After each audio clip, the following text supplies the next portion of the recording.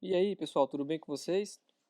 Nessa semana a gente finaliza o estudo da unidade 3, que a gente está estudando sobre circuitos polifásicos, o operador alfa e os fasores de sequência de fase. Especial, em especial na nossa aula de hoje, a gente vai ver o item 3.5, que são sistemas trifásicos simétricos ou assimétricos com cargas desequilibradas, conhecidas as tensões terminais de carga. A gente vai estudar sobre potência em sistemas trifásicos, sobre a representação de redes trifásicas por diagrama unifilar e também sobre modelos para representação de carga. Lembrando também, pessoal, que eu deixei lá no AVA uma lista de exercícios. Essa lista de exercício ela não estava naquele nosso combinado inicial do semestre, mas eu decidi por fazer, porque como a gente está agora nesse modo remoto, né? E aí eu tirei 5 pontos da nossa avaliação, coloquei no formato de lista, então vocês vão fazer e vão me entregar até o dia 30, que é um dia antes da avaliação. Essa lista vai valer 5 pontos, e aí vocês vão fazer a avaliação no dia 31, a avaliação vai valer então 25 pontos, né? Somadas as duas, dá os 30 pontos daquela primeira avaliação que nós havíamos previsto. A unidade, a gente vai estudar a unidade, na avaliação vai cair a unidade 1, 2 e 3. E, bom, é isso. Tá? Qualquer dúvida, lembra que toda a quarta-feira eu fico lá disponível às 5 horas no webconferência, para quem aparecer lá e quiser tirar alguma dúvida, e que também vocês podem utilizar o fórum da disciplina para poder fazer eventuais perguntas, tá? A avaliação, ela vai ficar disponível das 8 horas até as 22 horas da quarta-feira, e vai ter um prazo de 3 horas para solução. Tá? Uma vez que você inicia a avaliação, você tem 3 horas para finalizar e enviar a resposta. A avaliação, vocês vão fazer ela à mão em casa, não precisa de imprimir, né, nenhuma das questões, vocês vão desenhar no papel que precisar de desenhar e vão utilizar o MATLAB, o Scilab ou o Octave para poder resolver, tá? Né, se por acaso precisar de resolver, calcular a inversa de alguma matriz, por exemplo. Recomendo, inclusive, que vocês façam o uso desses softwares. Ou quem tem uma calculadora da HP que também solucione a questão de matriz, também fica à vontade. Mas não recomendo que vocês fiquem tentando fazer inversão de matriz à mão, porque senão vocês não vão conseguir fazer a avaliação nesse tempo de 3 horas, tá? Além disso, fique atento também, porque apesar da avaliação ficar aberta até as 22 horas, as 22 horas é o prazo final para término, né? Então, para você poder fazer o uso das 3 horas, você tem que entrar até as 19 horas, iniciar a avaliação, e aí você vai poder entregá-la até as 22 horas. 22 horas. E, né, se por acaso alguém tiver algum problema na internet, né, enquanto estiver resolvendo a avaliação, ou na hora de enviar a avaliação, vocês podem me enviar também por telefone, pelo WhatsApp, a avaliação, porque eu consigo entrar lá no AVA e ver o horário que vocês começaram a fazer. E aí, baseado nisso, quando vocês me entregarem pelo telefone, eu consigo saber direitinho se vocês fizeram ela dentro do prazo de 3 horas. E caso vocês ainda tenham alguma dúvida a respeito disso, tudo isso que eu estou falando agora eu vou escrever na semana da avaliação para vocês poderem se organizar direitinho. Mas caso vocês tenham algum questionamento ou alguma sugestão, fiquem à vontade também para poder fazer, tá bom? Então a gente começa a aula de hoje no item 3.5, que fala sobre sistemas trifásicos simétricos ou assimétricos com cargas desequilibradas, sendo que a gente tem como pré-conhecimento as tensões dos terminais da carga.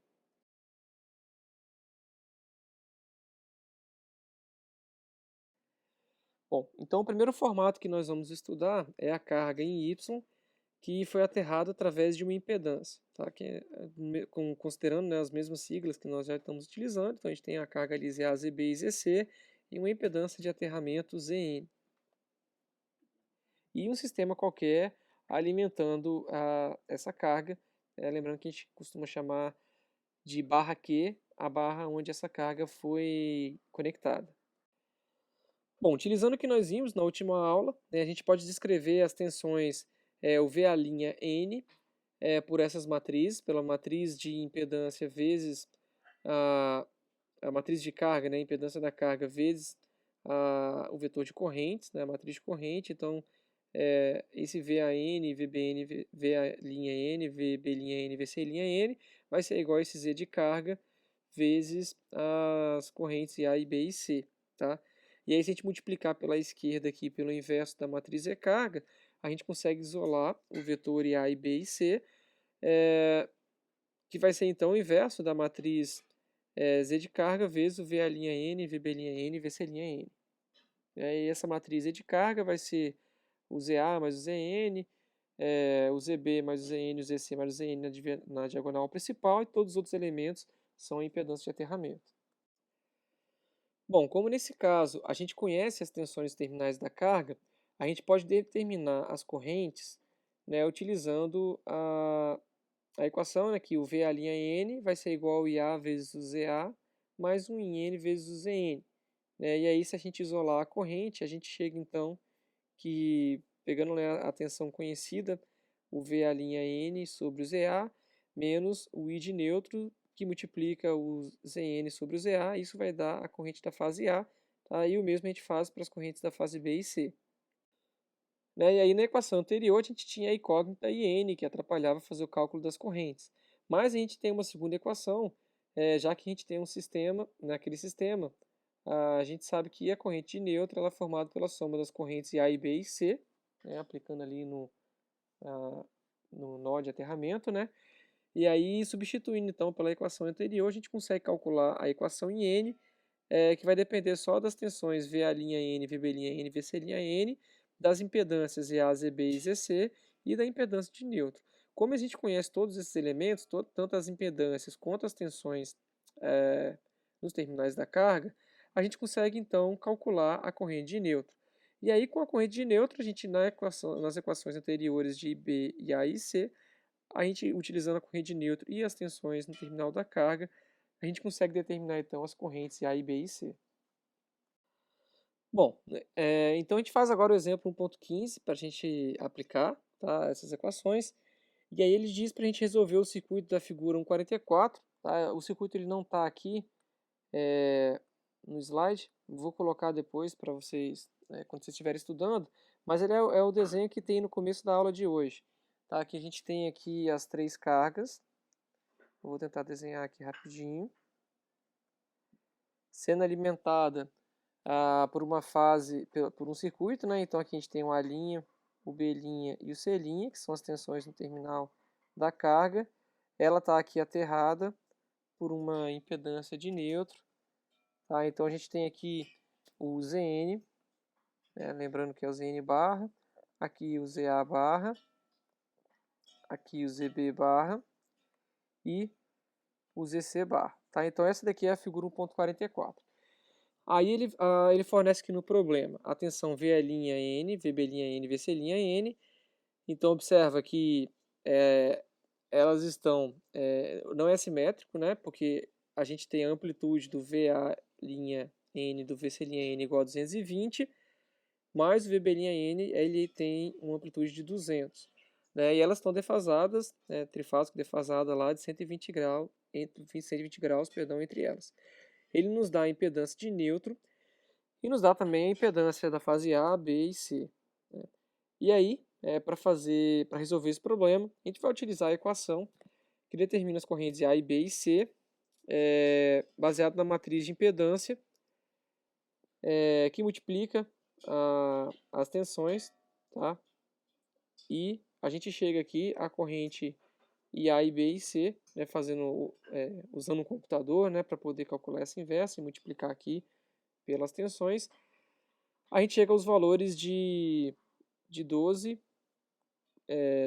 A com um ângulo de 11,17 para a corrente A, de 15,1 A com ângulo de 145,8 graus para a corrente B, e de 25,7 com ângulo de menos 58,4 graus para a corrente IC.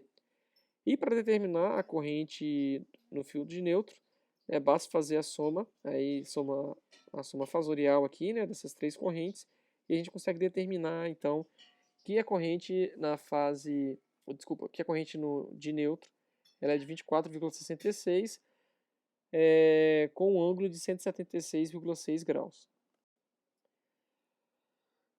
E aí a gente pode fazer também, né, o que a gente pode fazer também é calcular à mão, né, ao invés de utilizar a multiplicação da inversa da matriz. E a gente calcula então à mão a tensão, a mão que eu falo aqui, também daria para fazer a matriz à mão, né? Mas a gente pode usar aquele método alternativo, tá? Que é calculando a corrente de neutro, né, dado lá as tensões da, do terminal da carga em relação ao neutro, e também as impedâncias de neutro e das fases, das cargas para cada fase. Calcula aqui a corrente de neutro, aí retorna com ela lá para aquele cálculo de A e B e C, e aí chega lá, claro, aos mesmos valores que nós encontramos calculando a inversa da matriz e multiplicando pelo vetor de tensões. Bom, na segunda análise, a gente vai analisar agora uma carga que foi ligada em estrela, tá? Uma carga ligada em Y, só que ela tem um centro isolado. Tá? Então a gente tem aqui nessa figura, né, exatamente essa representação, que o centro dela não foi ligado diretamente ao neutro, nem aterrado por uma impedância. Tá? E aí o objetivo aqui então vai ser determinar a corrente nas três fases. Para esse tipo de carga, lembrando claro que agora a gente está considerando sistemas com cargas desequilibradas. Tá? Bom, utilizando então os nossos conhecimentos das aulas anteriores, onde a gente tem que o vetor V' N', né, para as fases, ou seja, a tensão do terminal da carga em relação ao neutro da carga, ela vai ser igual à tensão do terminal da carga em relação ao neutro, mais a tensão entre os dois nêutrons. Que a tensão entre os dois nêutrons a gente pode calcular utilizando essa equação, e ainda que o Z de carga a gente tem que na diagonal principal vai ser formado pelo ZA, o ZB e ZC, e os outros elementos da matriz vão ser zero. E ainda que a gente pode determinar que a multiplicação da admitância total vezes dessa matriz, né, de YT aí, vezes o vetor V'(N) vai ser igual a matriz de carga vezes o vetor de correntes ali A, e B e C, e que esse YT é dado por essa matriz enorme aqui do lado. Tá? Só que a gente tem todos esses elementos aqui, né? Que é o IA, o IB e o C, para poder montar essa matriz aqui. E aí, se a gente multiplicar então pelo inverso de Z carga aqui, né? Pela esquerda, a gente isola o vetorzinho de corrente e determina então as correntes A e B e C como o inverso da matriz recarga vezes o Y total, ou YT, perdão, vezes o V'N, VB'N, VC'N.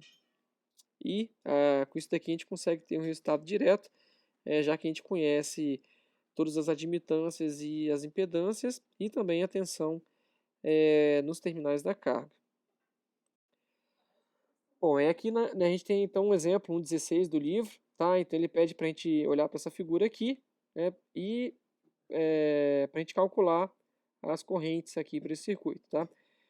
Nesse caso a gente conhece as tensões de fase de cada carga, que são VA'(N) de 220 com ângulo 0, VB'(N) de 200 com ângulo de menos 120 e o VC'(N) de 220 com ângulo de 120, igual do exemplo 15, tá? As impedâncias EA igual a 10 ohms, ZB igual a J10 e o ZC igual a menos J10. Então, fazendo o uso das matrizes que nós vimos no slide anterior, a gente, para fazer o uso da matriz, né, calcula o YA, YB e YC, que é o inverso de ZA, ZB e ZC, né? Lembrando que a unidade da admitância é o Siemens, tá? E aí a gente substitui então naquela equação, né, pelo Z carga, que vai ser lá na diagonal principal, com ZA, ZB e ZC, calcula o inverso dela, multiplica pela matriz de YT, vezes o vetor de tensão, e aí chega aqui, né, é claro, usando o computador, né, ou uma HP, facilmente que as correntes A, B e C têm esses valores aqui. Podemos fazer também, né, utilizando o método alternativo, que seria calculando a tensão de neutro, tá, que é o VN, VN', e aí obter as tensões VA', VN', né, que é a tensão para o centro de carga, né, o N' é o centro das cargas ali que não está aterrado, e a gente calcula então a, a corrente IA e B e C,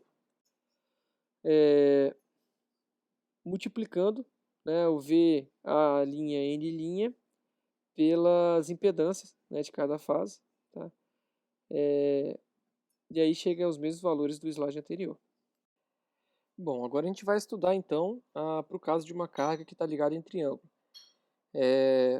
Nós vamos supor então uma carga desequilibrada que está ligada em triângulo, sendo que a gente conhece os terminais, nos terminais da carga, né, a tensão de linha, e a gente quer determinar então as correntes de fase e também as correntes de linha. Bom, e aí nesse caso aqui, utilizando a lei de Ohm, a gente consegue, né, pela figura, determinar que a corrente, o IAB, corrente fase, né, IAB, ela vai ser a tensão VAB dividido pela impedância CA, né, o mesmo para as outras fases, e que a corrente de linha, ela vai ser a corrente IAB menos a corrente ICA, né, de acordo com a figura lá do triângulo. Aliás, aqui não é lei de Kirchhoff, né? Aqui não é lei de Ohm, né? Aqui é pela lei de Kirchhoff, tá? Que a gente consegue determinar essas equações. Então, matricialmente, a gente pode representar dessa forma, né? As três tensões e três correntes. E ainda a gente pode, com o inverso aqui, né? Dessa matriz de impedância, com a matriz de admitância, calcular também a corrente AB, IBC e ICA. Tá? E também pela lei de Kirchhoff lá do slide anterior, né, a gente pode escrever matricialmente dessa forma aqui.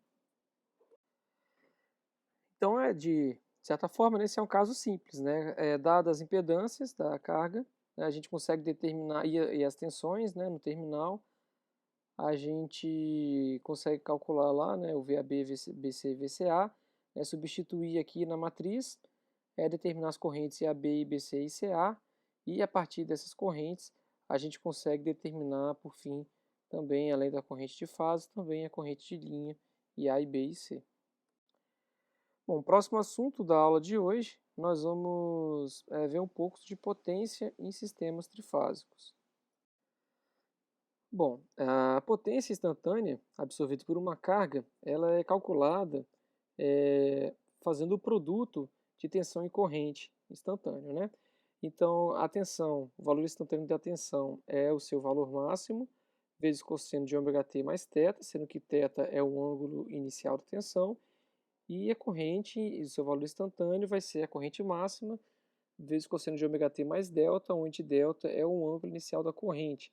Então, fazendo V vezes I, a gente chega a essa equação aqui, né, que diz que a gente multiplica, então, Vm vezes Im, e a gente tem a multiplicação desses dois cossenos. Tá?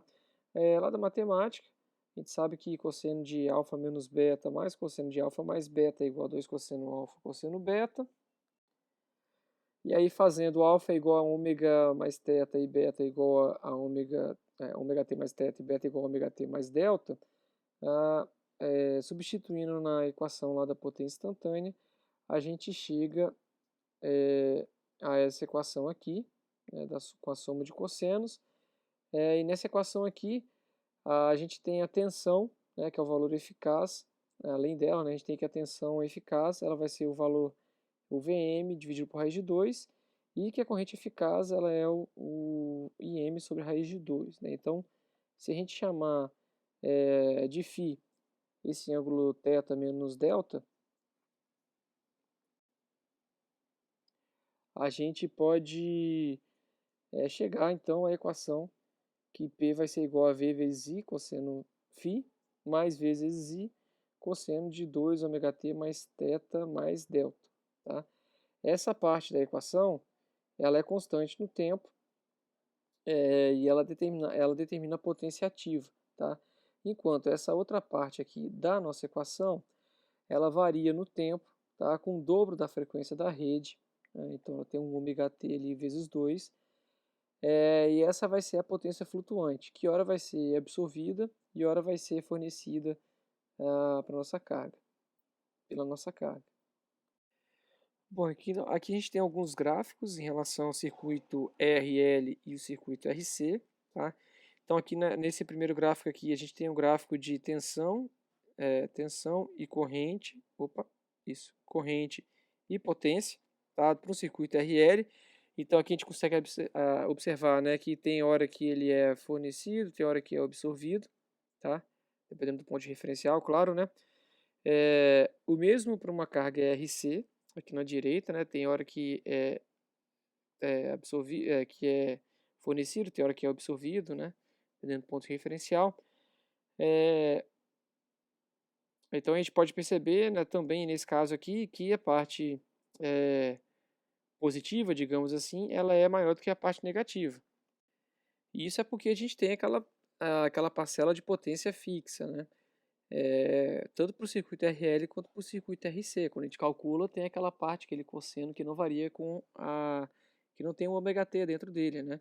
E aí o que a gente tem é aquele gráfico de potência excursionando ao redor desse valor de potência que nós temos aqui.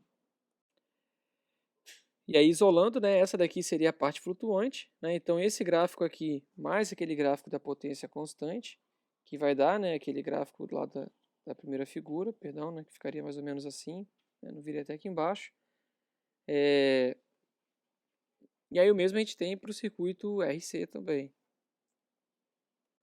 Se a gente somar aqui aquela parcela de potência constante, a gente também vai ter esse gráfico variando em volta desse ponto aqui de potência ativa constante.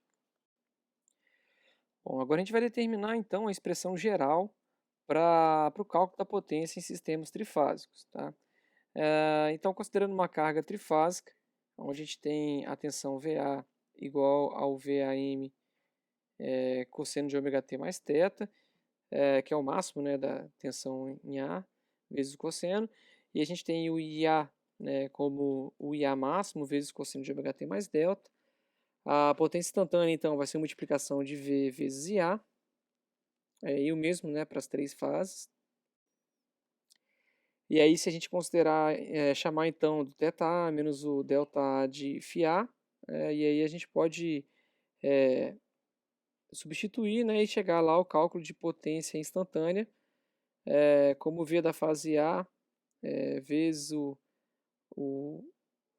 IF, o V de fase da A, né, mais o I de fase A, vezes o cosseno de φA, mais aquela parcela que ora absorve, ora fornece, né, que é a mesma multiplicação de tensão e corrente, vezes o cosseno de 2 ômega t mais 2 θ menos φA. E a potência total, então, ela vai ser a soma dessas três potências, PA mais PB mais PC. O valor médio, a gente fica só com a parcela contínua, constante lá, né? E aí, então, a gente tem essa soma aqui para representar o valor da potência média. A potência complexa vai ser, então, o SA mais o SB mais o SC, sendo que o SA barrado aí vai ser o fasor VFA vezes o IFA, e mesmo para o B e para o C. Bom, e aí para a gente encontrar também, né, utilizando medidores, a potência consumida no sistema trifásico, a gente faz o uso do teorema de Blondel, que ele diz o seguinte, tá? Que numa carga alimentada por um sistema polifásico que tenha m fases e n fios, a potência total absorvida pela carga ela vai ser obtida pela soma das leituras de n-1 watímetros ligados, de modo que cada uma das bobinas amperométricas sejam inseridas num dos n-1 fios das bobinas. Então aqui a gente tem 3 fios, né, a gente tem 2 watímetros, né, inseridos, né, ou seja, em n-1, né, então a gente tem 2 fios com 2 watímetros com as bobinas inseridas nesses 2 fios. E aí, né, nessa figura aqui, a potência no watímetro 1, ela vai ser, ela é igual, né, a 1 sobre t da integral de 0 a t da potência P1, né, que vai pelaquela fase, integral disso, né, no tempo. E então, né, vai ser 1 sobre t, integral de 0 a t do VAC vezes o IA. O watímetro 2, que está na fase B, lá embaixo, vai ter então 1 sobre t, integral de 0 a t, do VBC vezes o IB dt, tá? Entretanto, a gente sabe que o VAC ele é igual ao VAN mais o VNC, que vai ser igual ao VAN menos o VCN, né? Mudando aqui de VNC polaridade, né, para VCN, e o mesmo VBC vai ser o VBN mais o VNC, que também é o VBN menos o VNC.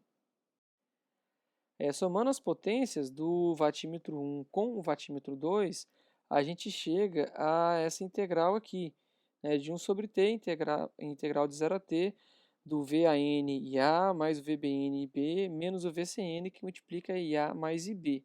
E a gente sabe também que a corrente IC, nesse caso aqui, né, de uma carga ligada em estrela, sem estar aterrada, né, a corrente IC ela vai ser menos o IA mais IB, né, porque IA mais IB mais IC tem que ser igual a zero. Tá? Bom, fazendo então a substituição do IA mais IB, a gente chega a essa equação, né, onde a integral tem aqui o VAN IA mais o VBN IB mais o VCN IC, ou seja, a soma da leitura nos vatímetros 1 mais 2 dá exatamente a potência total, né, que é a soma então das potências pela fase A, B e C desse circuito trifásico. Tá? Aí é interessante salientar aqui duas observações. Primeiro que independente se a carga está equilibrada ou não, a leitura nos dois vatímetros ela vai dar o valor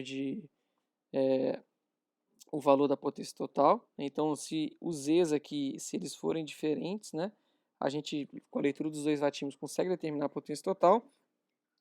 E conforme eu disse aqui, quando eu li o teorema para vocês, né, para um sistema 4 fios desequilibrado, a gente tem que ter 3 vatímetros. Então, é sempre n-1 pela quantidade de fios.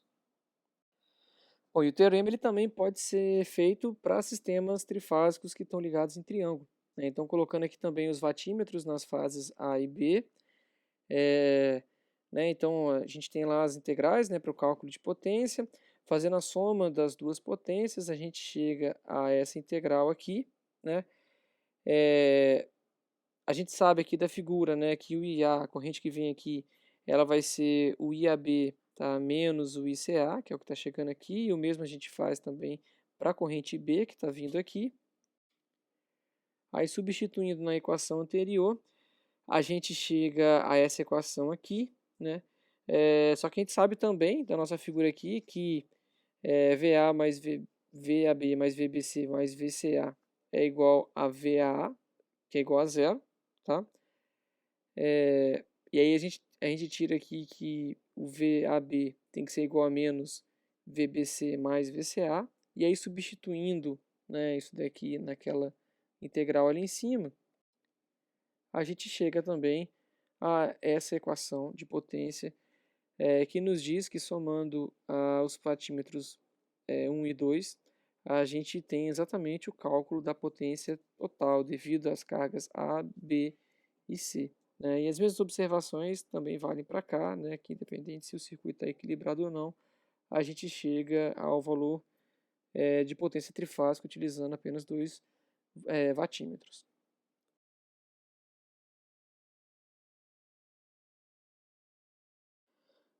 Bom, agora a gente vai ver aqui rapidamente a leitura dos vatímetros em função do fator de potência da carga, tá? Do modo de ligação e da sequência de fase. Né? A leitura dos vatímetros, elas vão ser então a integral, né, de VAC vezes IA, né, e o vatímetro 2 VBC vezes o IB.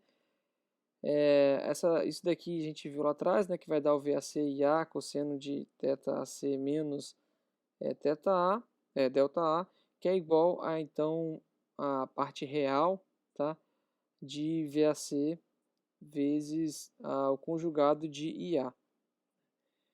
O mesmo faz para o vatímetro 2, a gente chega lá, que é igual ao fasor VBC vezes o conjugado na corrente IB. Adotando aqui a sequência de fase positiva, a gente tem então que as tensões VAB, VBC e VCA vai ser o módulo da tensão de linha, né, com o ângulo θ, tá, que é o ângulo inicial da corrente, multiplicando lá o operador alfa, né, 1 alfa quadrado A, que é o de fase positiva. Bom, a gente sabe também do exemplo 1,18 do livro, tá, que o IA ele vai ser igual a IA com ângulo de θ menos delta mais 30 graus. Tá?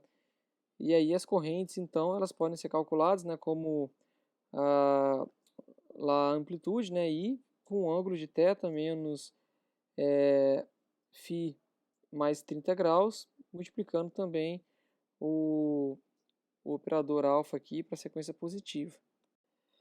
Bom, a gente sabe lá da equação anterior, então, que o W1, né, vai ser os reais do potência ativa, que vai ser os reais do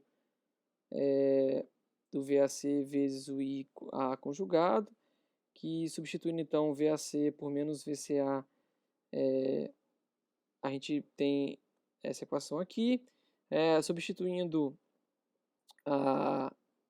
pelas identidades do slide anterior, a gente chega a esse valor aqui, e aí isso daqui pode ser arrumado para a gente chegar finalmente que a corrente, a potência W1 vai ser o V vezes I vezes cosseno de θ menos 30 graus, e no W2 vai ser cosseno de θ, não, perdão, de φ menos 30 graus, enquanto no W2 vai ser cosseno de φ mais 30 graus.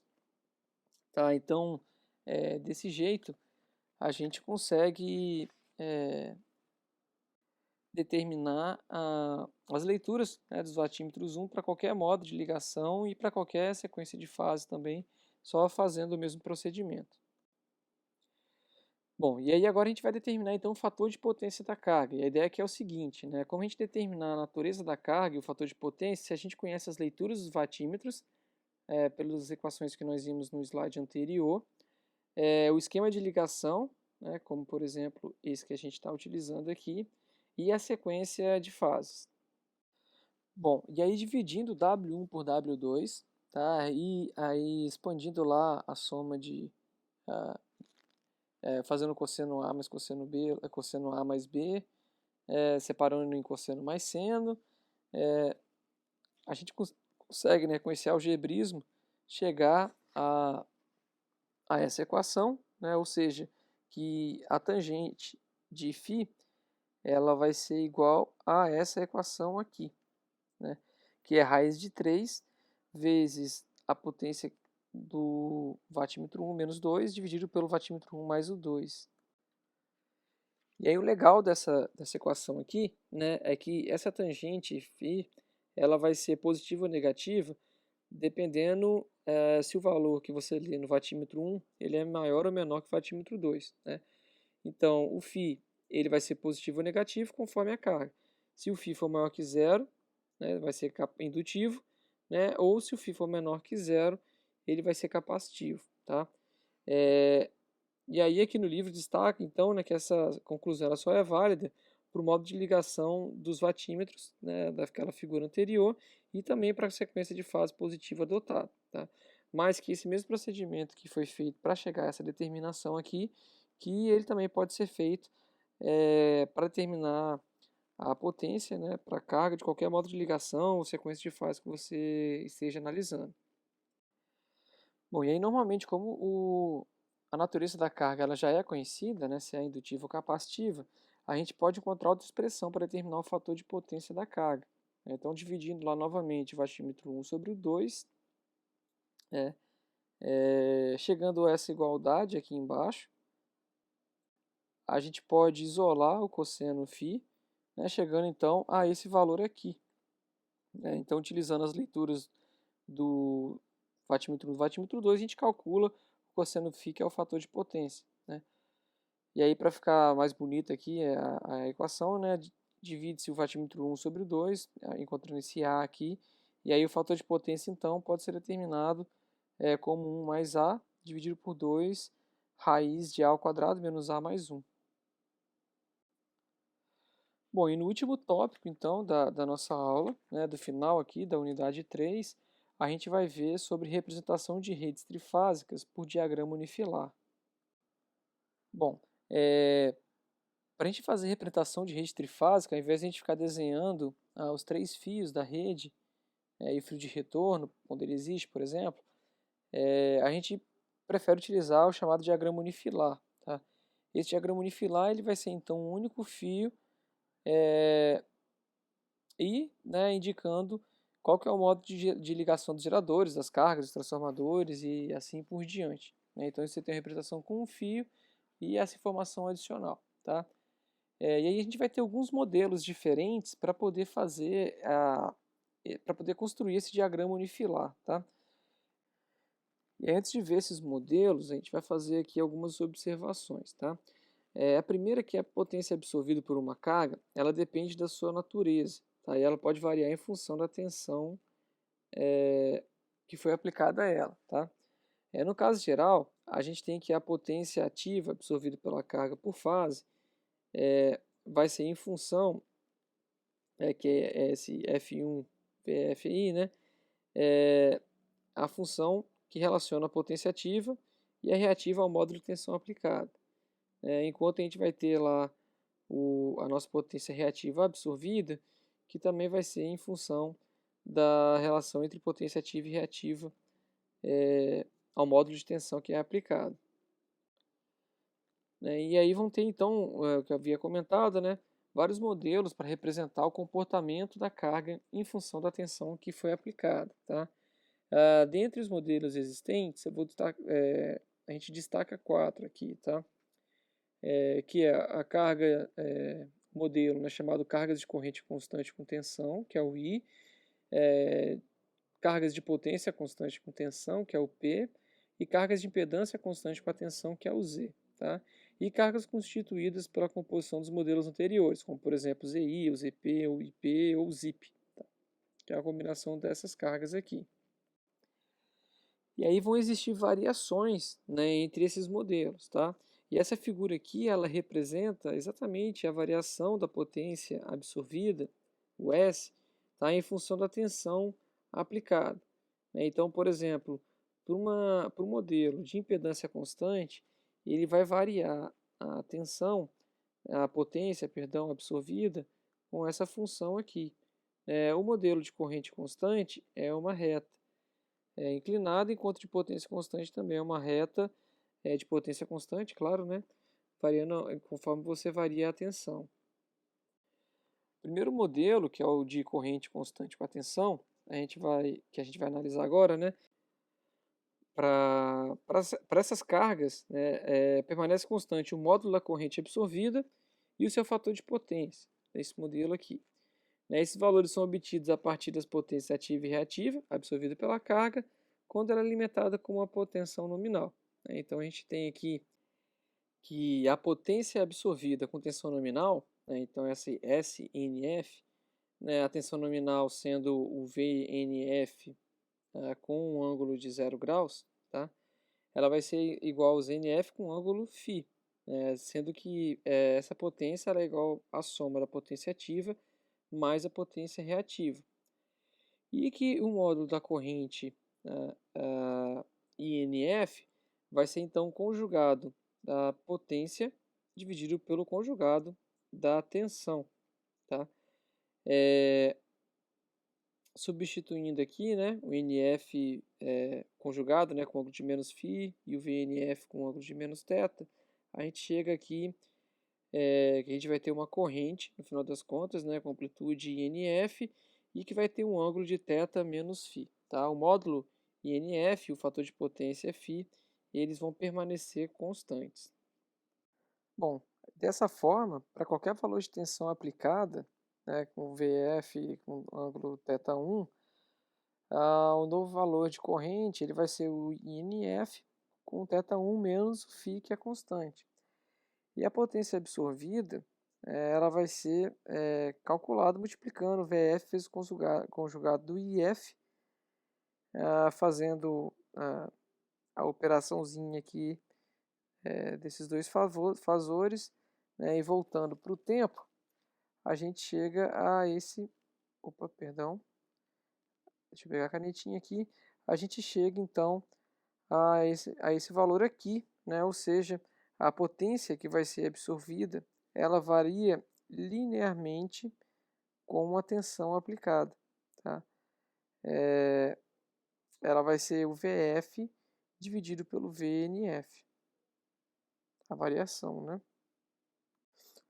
Já no modelo de potência constante com a tensão, a gente permanece com constante as potências ativa e reativa igual aos módulos, aos seus valores nominais, né? Então, para aquele cálculo, né, de potência absorvida com tensão nominal, a gente tem a potência absorvida com tensão nominal constante, a gente vai ter o PNF e o QNF.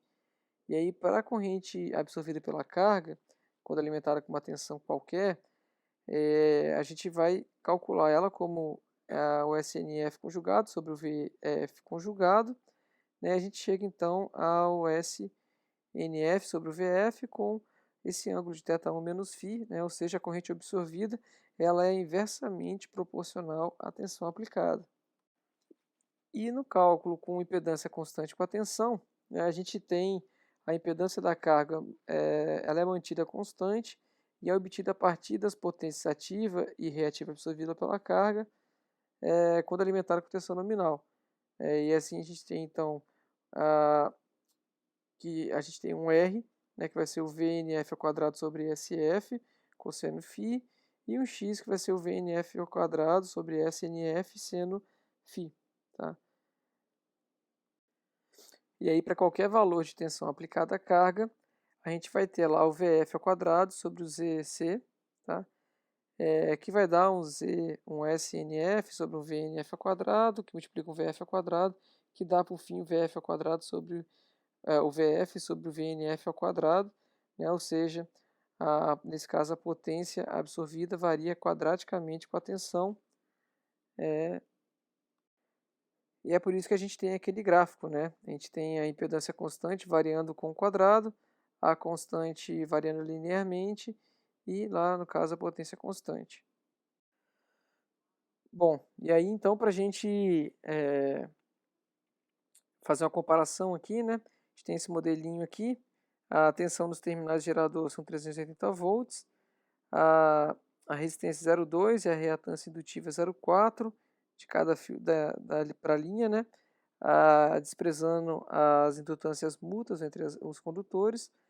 E os dados nominais da carga são a linha 380, potência de 27 mil watts, perdão, com um fator de potência 0,9 indutivo. E aí tem essa tabela aqui,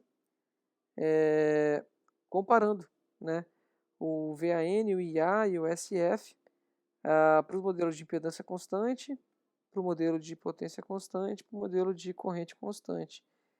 A gente consegue ver, né, as diferenças entre um e outro. Tá? No modelo de potência constante, a potência absorvida por fase ela manteve constante igual ao valor nominal. E já no modelo da impedância constante, a potência absorvida variou com o quadrado da tensão, né, fazendo o uso daquela equação anterior. Deu aqui 8.660, né? E no modelo de corrente constante, né, variou linearmente com a tensão, dando esse 9.252. Bom, pessoal, essa foi a nossa unidade 3, então peço que vocês façam a lista de exercícios, é bem importante para compreender, aplicar, né, algumas equações que a gente concluiu aqui nos slides. Perguntem, né, tirem as dúvidas e bons estudos para todos vocês. Um abraço e até o próximo vídeo.